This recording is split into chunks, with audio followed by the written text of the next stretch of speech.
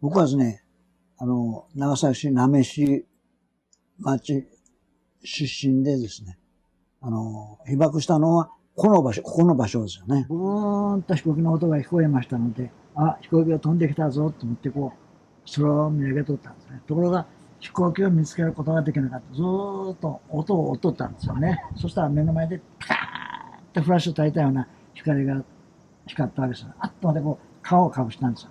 だから顔はよくどしませんでしたが、裸におったためにですね、腕と横っ腹をやけどしたわけですよね。それで、こんな田舎の方に爆弾が落ちてきたんだなと思って、裏の滝山に走っていって、防護の方に走っていったんですよね。で、途中で、爆風で吹き飛ばされてるんですよ。その吹き飛ばされたのは僕は覚えてないんですけどね。この庭で空を見とってですね、B29が飛んでいくのを見とって、ピカーンってなってるのね。あっと顔をかぶしたんですよ。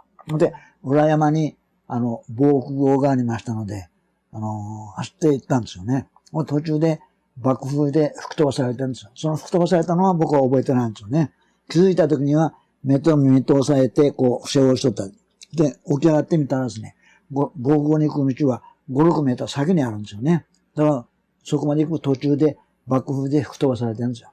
その吹き飛ばされたのは知らなかったんですけども、そしてですね、もうその時裸でおりましたので、もう横っ腹が熱くて熱くてたまらなかったんですよね。ではすぐそこにですね、浅い小さな池があったんです。そこまで走っていってですね、その池の中に入って、ザーザーザーザー水をかけたんですよね。どこに爆弾が落ちたかなって出してみたところがですね、例のキノコ雲が太陽に真っ白く光ってですね、もくもく天体がどんどん上がっていったわけですよね。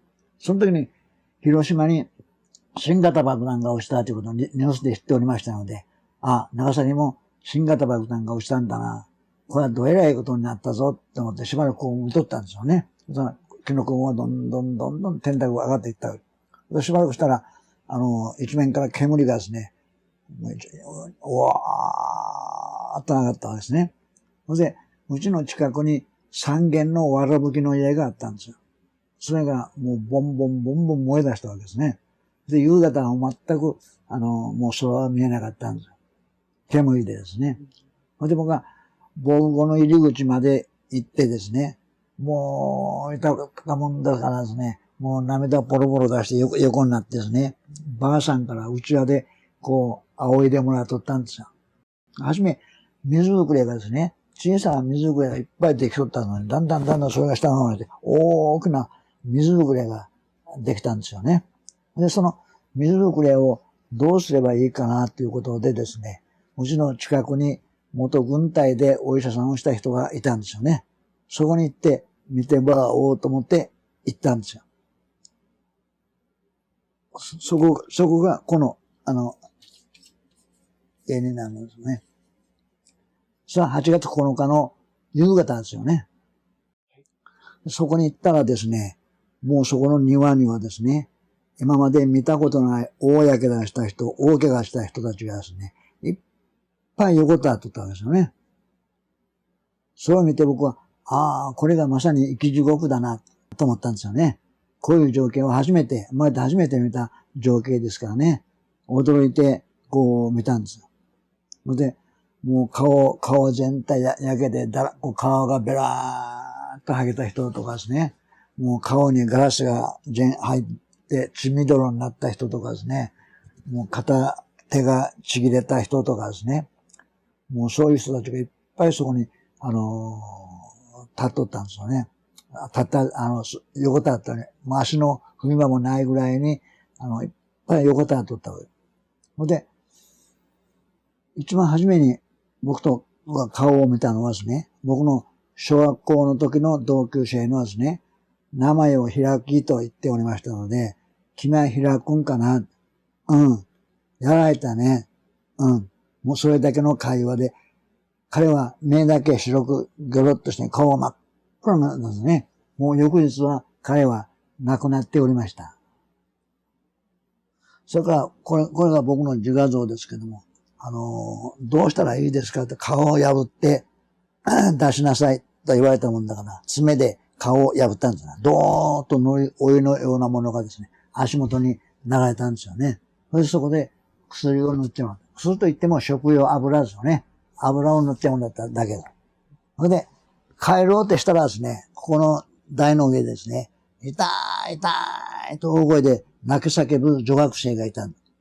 その押さえつけた人の顔を知っておりましたので、この人たちが押さえつけておるのは、僕より一年上の道美猫さんだなと思って、こう帰るとき、手術台をこう覗いたんですよね。彼女の首の後ろにですね、拳が入るぐらい穴が開いてるんですよ。そこからピンセットで先生がゴミとかガラスを取り除いとるわけですね。もう麻酔薬も何もありませんので、飛び上がるように痛いわけですよね。もう痛い痛いと大声出しとった。当然、彼女はもう亡くなっとるもんだろうと思ってたところがですね、40年後にですね、ある本に、体験談を書いとったんですね。その、住所は東京になっとるんだ。生きてる。僕はですね、当時は中学校3年ですよね。ジュニアハイスクールの3年ですよね。それで、もう授業は中止になってですね、勉強の方はなくて、工場に動員されてる。で、私たちは、爆心地から900メートルから1キロぐらいのところにある、三菱製鋼所と工場に動員されてですね、朝から晩まで、もう工員と一緒に油だらけになって作業をしとったんですよね。小学校はですね、私は小学校の時代はですね、もう小学校1年の時に中国との戦争が始まってたんですからね。だから本当我々はもう戦時中に教育を受けた、ものですよね。小学校から本当もう軍国教育を叩き込まれた時代ですよ。だから男はですね、大きくなったら全部軍人になるんだという覚悟をしとったわけですね。そして、小学校5年の時に太平洋戦争が始まったわけです。だからもう、その頃はもう生活も苦しくてですね、みんなもう我慢だ我慢だ、もう贅沢は敵だ、もう絶対もう贅沢はできなかった。着るものもですね、なかなか、思ったものが買えなかったんですよね。洋服も思う通り買えなかったんですよ。でも破れたのをですね、もうこう、破れたのを縫い繕いでですね、破れ方後がこうわかるような、丸くわかる、大きく、こう、なんていうかな、繕った洋服とかズボンとかは着とったんですよね。食べ物もですね、あの頃もう米が十分でなかったもんだから、もう芋なんかが主食になるようですね。芋とかじゃがいもとか里芋とかですね。もうそういうものを食べるような時代。本当に食べるものも少なかった。本当に辛い時代だったんですよね。そして、昭和18年、43年ですね。43年に、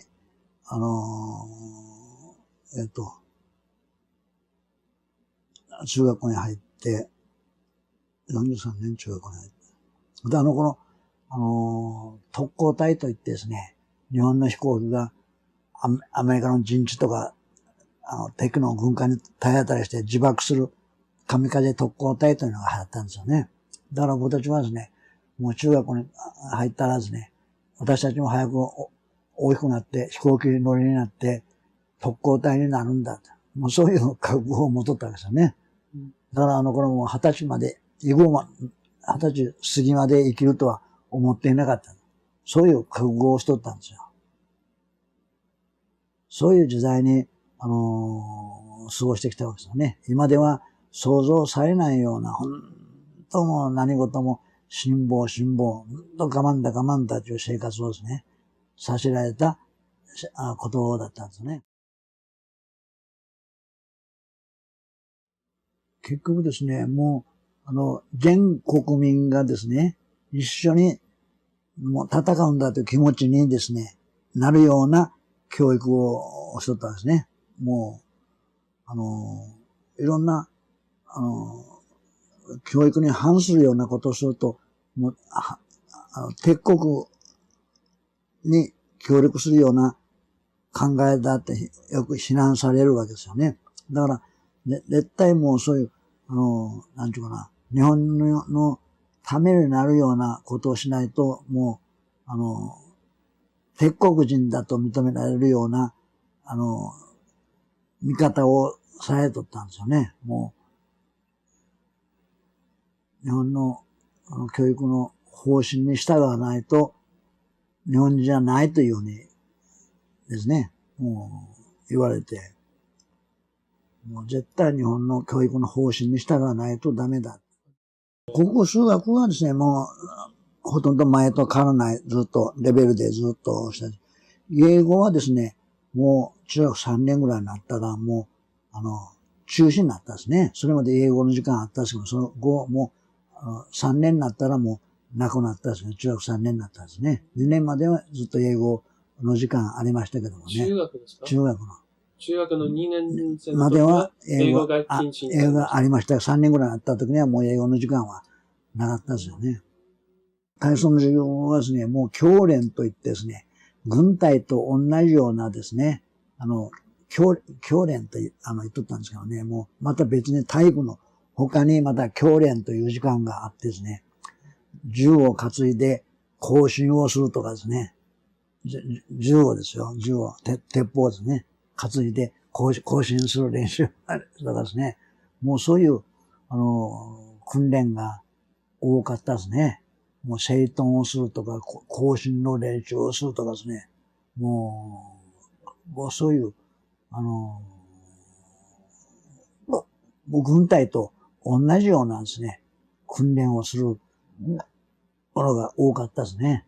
体操といってもですね、今のように楽しいボールを使ったりなんかするものなかったわけですよ。勃剣をですね、こう振るような、こう、そして体を強くすると、もうそういう体育の時間だったですよね。面白い、体育の時間はあんま面白いものはなかったですね。みんな辛い、体育の時間だったですよね。もうその頃ですね、もう農家にですね、作業に貸しに行きよったんですね、農家に行って。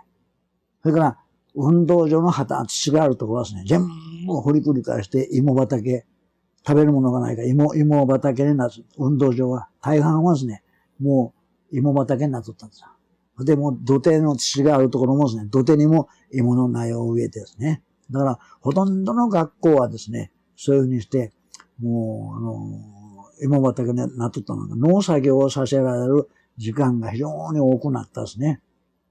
もう昭和19年ぐらいか、18年ぐらいから後はですね、本当も農作業をさせられる作業が多かった。特に女学校なんかもですね、そういう作業をさせられたんですよね。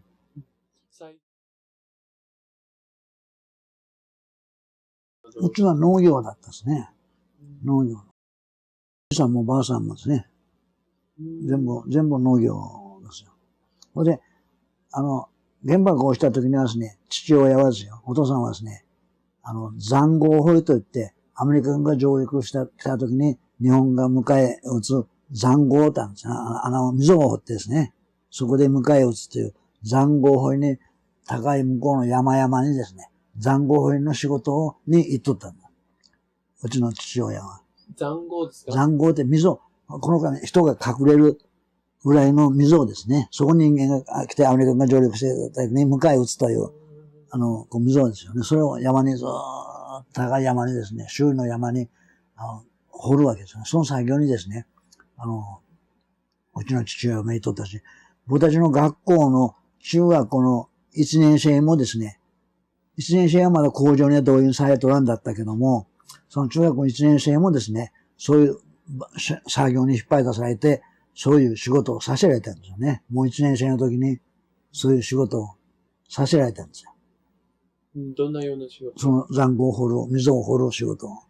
もう父親たちは農業しよったけども、農じゃなくて全部、もう力があるものが全部引っ張り出されて、そういう作業をさせられた。中学校の1年生もそういう作業をさせられてたんですよね。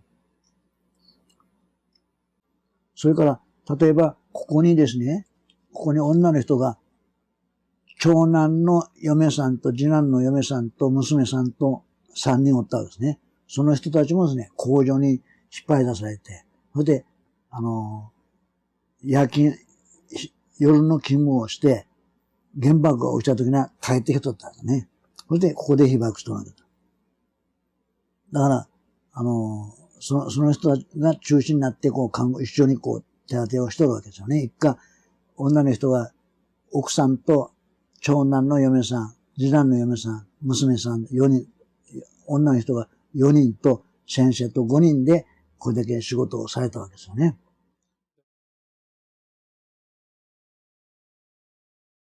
7人。7人いたんです。僕はその長男ですよ。松尾さんが。うん。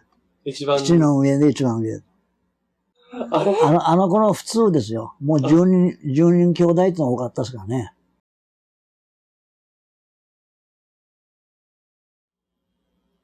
小学校の時よく描いてたんですね。うん。どんな絵ですか？小学校の時はですね、やっぱり風景とか、やっぱ、昔は兵隊さんが汽車に乗って送られて出世するわけですね。その絵なんかを描いて、これその絵は全国大会まで行った。小学校3年の時にね。で、その賞状は学校に飾ってあったんですが、学校が原爆で潰れたもんだから、賞状は僕のところにないんですよ。それ、絵は全国大会まで行ったんですよ。小学校3年の時。9月19日からですね、また学校が始まった。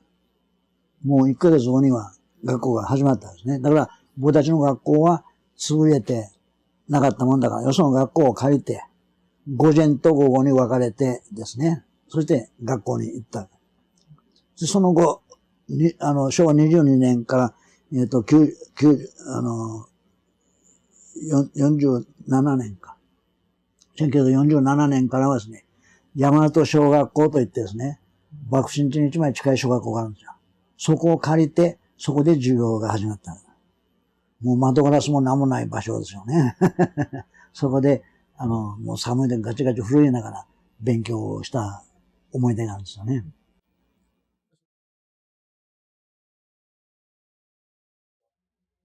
やっぱり私はですね、学校が始まった時にはですね、すぐもう予想以上に早く学校が始まったわけですよね。だから僕は、こういうみんなが熱心に学校を始めてくれたんだなぁと、本当感心したんですね。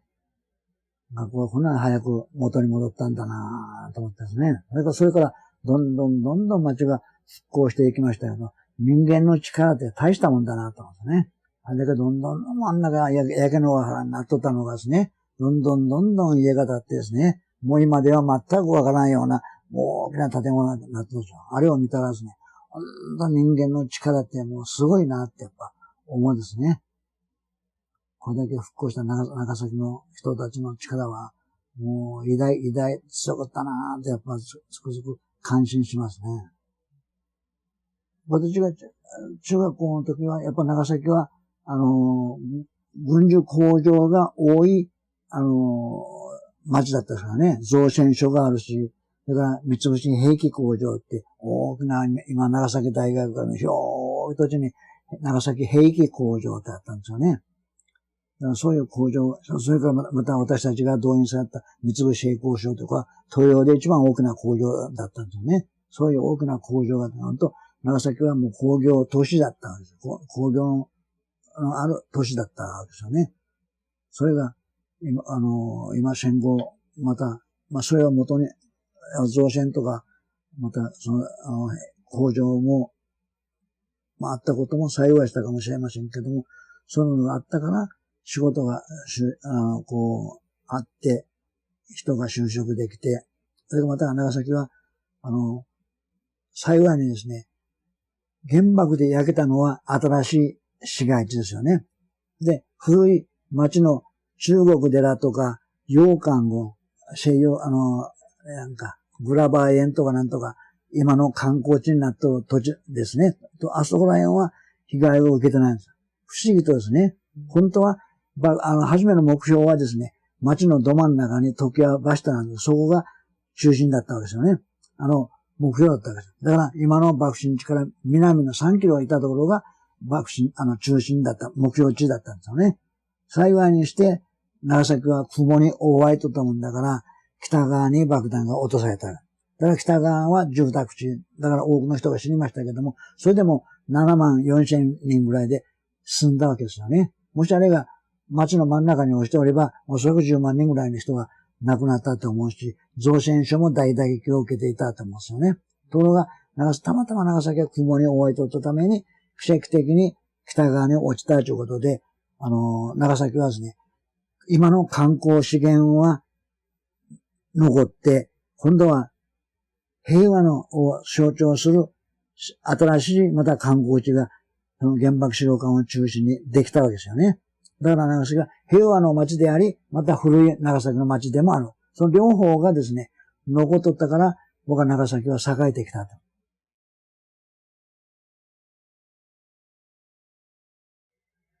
やっぱり原爆はですね、戦争の中で、戦争も悲劇だけども、戦争の中で一番の悲劇ですよね。どこの国も経験したことのない大きな、やっぱ、悲劇を長崎を受けたわけですよね。だからその悲劇をやっぱり僕は、国民に、また国の内外にですね、やっぱり、知らすべきだ。だから絶対戦争は反対だ。特に原爆を使う戦争は反対だということをですね、やっぱり一生懸命、みんなに話しかけないといけないという気持ちが非常に強いわけですよね。だから僕は、この語り部して、そういうことを訴えてるわけですよ。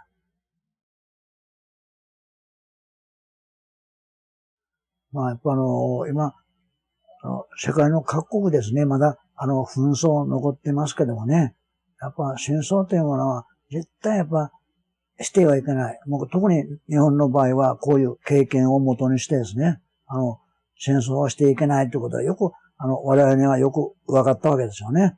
特に原爆のその悲惨さというのはですね、もう非常にこういう悲惨な戦争はまたとないということを我々は、よく思い知らされたわけですよね。だから絶対こういうことはない、こういう戦争もですね、いくら小さな戦争でもですね、僕はやっぱり、するべきじゃない。やっぱりみんなをお互いが話し合ってですね、会計するようにして、いかなければならない。国同士が話し合いをしなければならないということは強く感じましたですね。やっぱり思いやりを持つ、気持ちを持つことが平和の原点だ。